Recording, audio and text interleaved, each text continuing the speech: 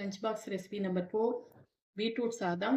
அதுக்கு ஒரு கடாயில் எண்ணெய் விட்டு காஞ்ச உடனேயும் கடுகு உளுத்தம்பருப்பு போட்டு செவந்ததும்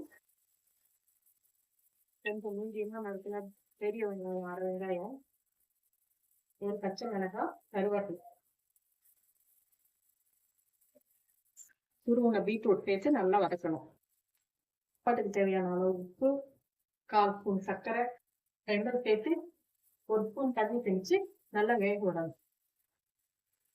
பீட்ரூட் நல்லா வதங்கி வெந்ததும் 1 ஸ்பூன் தேங்காய் தூள் போட்டு ஒரு பரட்டிட்டு ஆறுன சாதத்தை அது கூட சேர்த்து கூடவே 1 ஸ்பூன் வறுத்து பொடிச்ச வேர்க்கடலை போட்டு நல்லா கிளறி எடுத்தா ஸ்பூன் நெய் கூட சேர்த்துக்கணும். வித்தியாசமான டேஸ்ட்ல பீட்ரூட் சாதம்.